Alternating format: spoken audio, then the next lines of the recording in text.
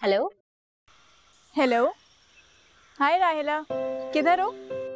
तुमसे बहुत दूर, इस्लामाबाद, क्योंकि वहाँ हमारी कनेक्टेड फ्लाइट है स्कर 2 के लिए, और फिर वहाँ से हम और आगे जाएंगे, सिर्फ मैं और असफन। अच्छा, मेरा सुकून बर्बाद करके खुद वेकेशन पे गई भी हो? क्यों, क्या हुआ तुम्हारे सुकून को? बर्बाद हो गया है राहिला। दरियाब के घर वाले आए थे मेरा रिश्ता लेकर, और आज अम्मी और अब्बू गए हुए हैं उनके घर। Oh that's good. तुम भी जल्दी से शादी करके हमारे पीछे ही आ जाओ। ओह चलो, असफन मुझे आवाज दे रहे हैं। ठीक है, मैं तुमसे बाद में बात करती हूँ। Bye bye bye. Rahila, Rahil Rahil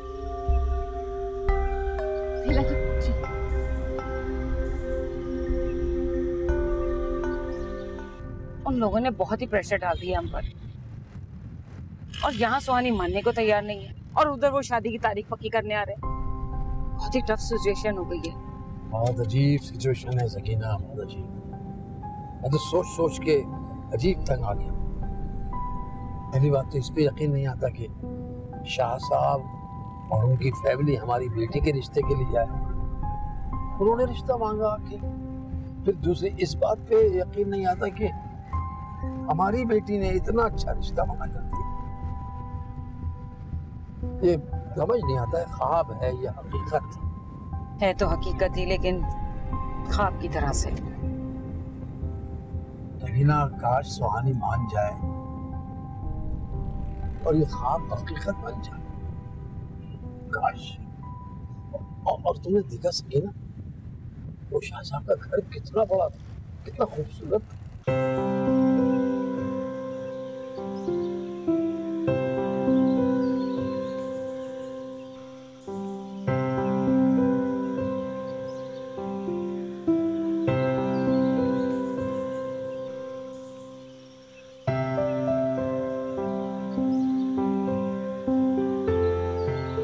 पता नहीं अम्मी अबू कब वापस आए और क्या करके आए। अच्छा होता कि मैं खुद ही चली जाती उनके साथ, उन लोगों को अपना फैसला खुद ही सुना देती।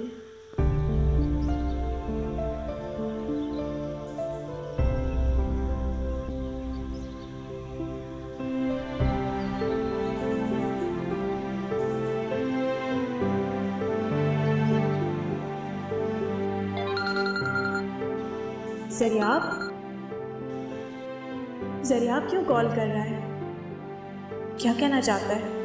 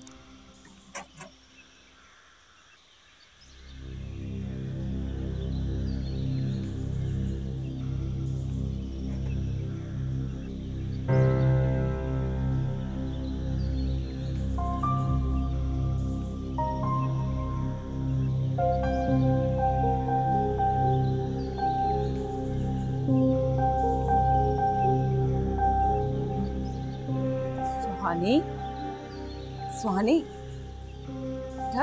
तुमने कुछ खाया? नहीं। तो कुछ बना लेती।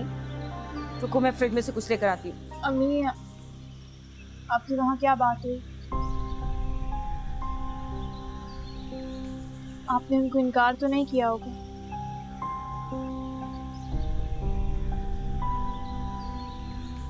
मैं जानती थी आप उन्हें इनकार नहीं कर पाएंगे। देखो बेटा, वो लोग तुम्हारे बारे में सिर्फ यही सोचते हैं कि तुम किसी गलतफहमी का शिकार हो, और उनका कहना भी यही है कि तुम जरियाब से बैठकर बात करो और इस गलतफहमी को दूर करो। आप क्या समझती हैं? पता नहीं सुहानी, लेकिन सच पूछो तो एक लम्हे के लिए मुझे भी यही लगा कि तुम जरियाब के बारे में जरूर किसी गलतफहमी का शिकार हो। और तुम्हें पता है, सरियाब आज मुझे अपने कमरे में लेकर गया था। वहां तुम्हारी इतनी बड़ी तस्वीर लगी हुई थी, इतनी खूबसूरत, और आप उसके साथ खड़ी मुस्कुरा रही थी। तुम्हें कैसे पता?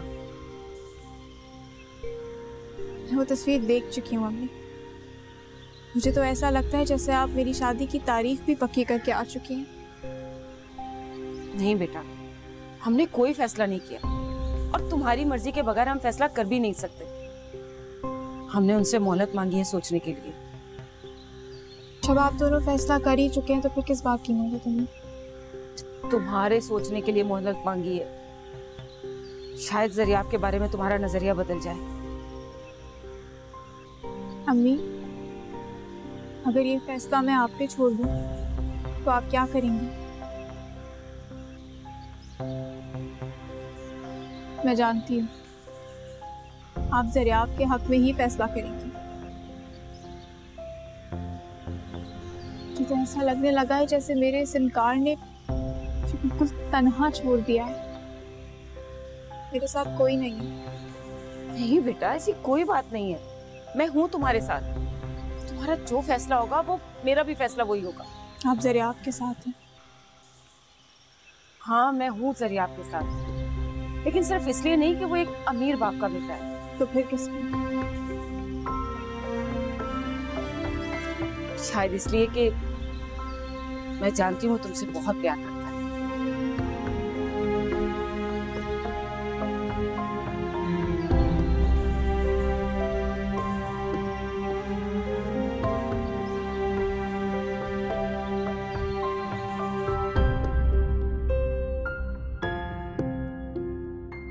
नहीं, मेरी सोच गलत नहीं हो सकती। ये दीवार पर फूलों से सजाई मेरी तस्वीर, ये मुस्कुराहटें, सब धोखा है, फरेब है। ये सब एक जाल है जिसमें मुझे कैद करने के लिए तदबीरें की जा रही हैं। अफसोस, अब कोई मेरे साथ नहीं है, कोई भी नहीं।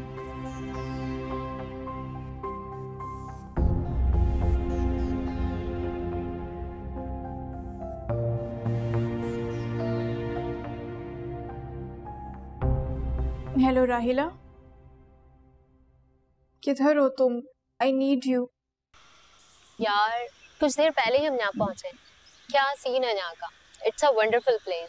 यहाँ मेरे पास कोई भी नहीं है, मैं बिल्कुल अकेली हूँ, और तुम भी बस अपने नज़ारों में गुम हो। किसी को मेरा एहसास नहीं है, किसी को ख्याल नहीं है। क्या बकवास कर रही हो? अगर तुम्हारा ख्याल नहीं होता तो तुम्हें कॉल क्यों करती? बताओ क्या प्रॉब्लम है तुम्हें? यहाँ सब लोग मेरी ज़रियाब से शादी कराना चाहते हैं, यहाँ तक कि मेरे अम्मी अब्बू भी, सब यही चाहते हैं। अरे वाह, ये तो बहुत अच्छी बात है। तुम भी शामिल हो जाओ उनके साथ, सब खुश हो जाएंगे। मेरा कैसी बातें कर रही हो? मुझे ज़रियाब के नाम से भी वहशत होती है, मुझे उसकी बातें इरिटेट करती हैं। I don't like him at all. अरे देखो, अगर वो तुम्हें पसंद नहीं है तो तुम उससे फौरन शादी कर लो, और शादी के बाद तंग करती रहना उसे। Marriage is the best way to take revenge. पहले यहाँ पे मैं परेशान हूँ, तुम्हें मजाक की सूझ रही है? माय डियर फ्रेंड, शादी किए बगैर परेशान होने से बेहतर है कि शादी करके परेशान हो जाओ।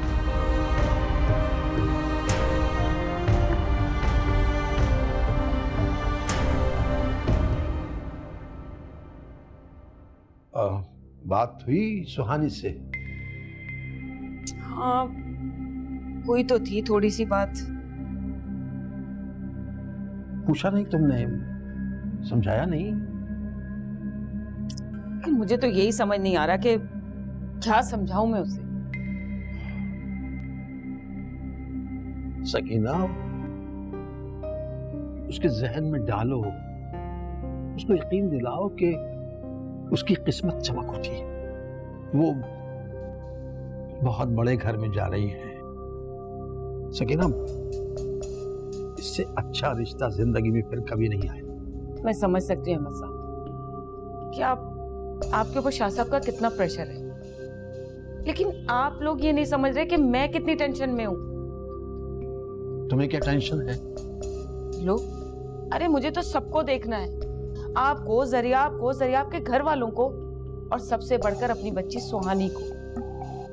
और इन सब बातों को देखते हुए ये भी देखना है कि ये रिश्ता हाथ से ना निकल जाए। हाँ हाँ, ये ठीक कह रही है तुम कि ये रिश्ता हमारे हाथ से निकलना नहीं चाहिए।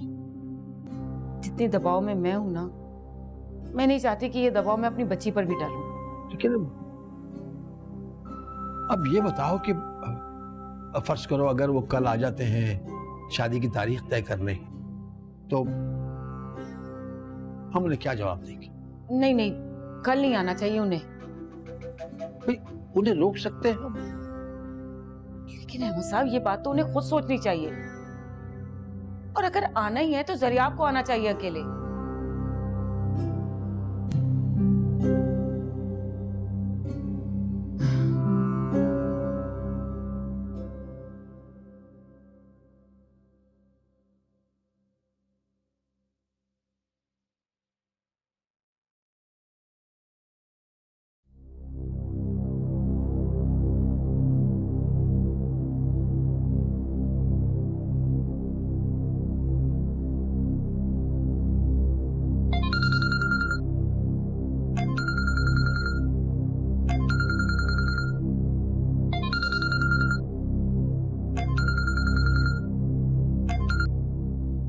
शुक्र है तुमने फोन तो उठाया।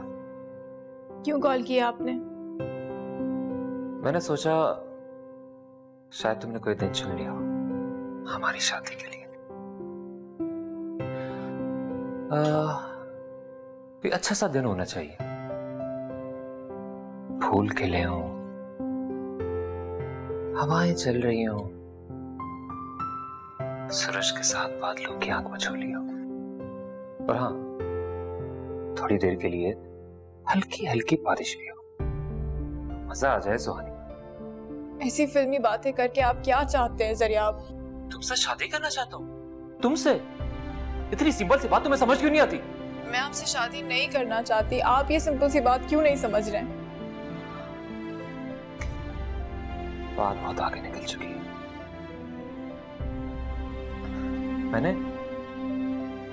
मैंने तुम्हारे लिए एक कमरा सजाया, सुहानी का कमरा।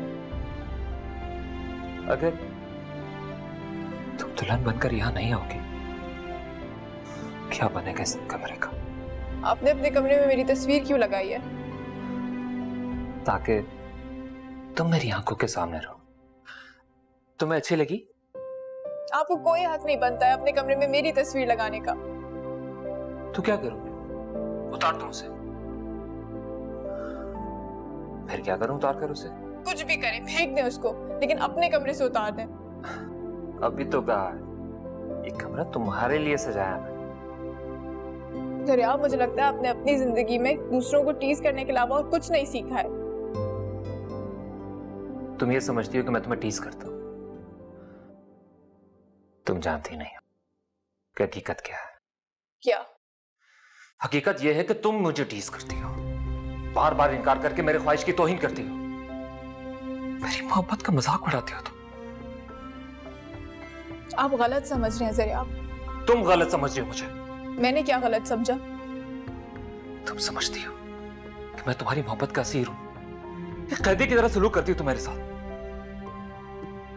जानती हो कैदी के साथ कैसे सलूक किया जाता है? मैं तुम्हारी तरफ से अपने लिए वही सलूक बर्दाश्त करता हूं दिन रात। मुझे तो ऐसा नहीं लगता। मुझे तो ऐसा लगता है कि आपने मेरे इर्द गिर्द एक जाल बुन दिया है और उसमें मुझे कैद करना चाहते हैं। सुहानी, मुझे लगता है शायद हम दोनों एक दूसरे के कैद में आ रहे हैं, धीरे धीरे, आहिस्ता आहिस्ता। लेकिन अभी तुम इस अज़ियत से आशना नहीं हो, जिस अज़ियत से मैं गुजर रहा हूं। कौन सी अज़ियत? इनकार की अज़ियत, इनकार सुनने और सहने की अज़ियत। और इसका अंदाजा तुम्हें उस दिन होगा जिस दिन तुम इस रिश्ते के लिए हाँ करोगे और मैं इनकार कर दूंगा। जरिया,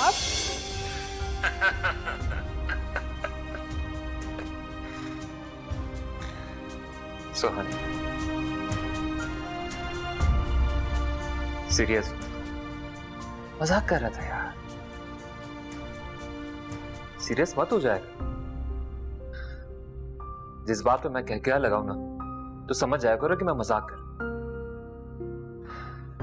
मुझे समझने की कोशिश करो, मेरी एक एक बात पर गौर करो।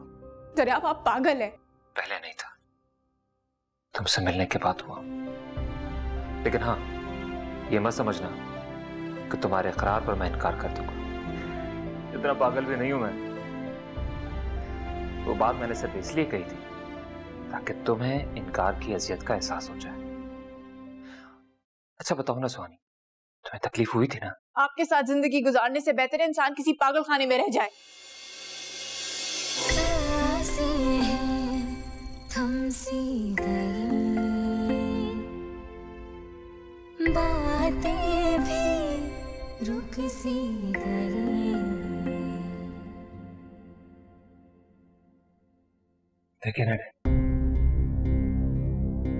कैसी लड़की है ये?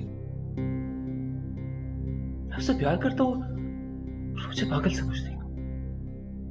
मुझे देखिए। हाँ जरिया, तुम पागल हो चुके हो। सुहानी ठीक कहती है। Really then? मैं तुम्हारा बाप हूं, लेकिन हम एक दूसरे के दोस्त भी हैं, और दोस्त एक दूसरे से सच बोल सकते हैं। हाँ बोल सकते हैं। तुम सुहानी से प्यार करते हो? दिल में बहुत प्यार करता हूं, आप जानते तो हैं। अगर तुम सुहानी को हासिल करना चाहते हो तो ये बताओ कि तुम सुहानी को मोहब्बत से हासिल करना चाहते हो या अपनी अना के जोर पर? मैंने उसे अपनी मोहब्बत से हासिल करना चाहा, लेकिन मैं हार गया। अब मैं उसे अपनी अना के जोर पे अपनाऊंगा।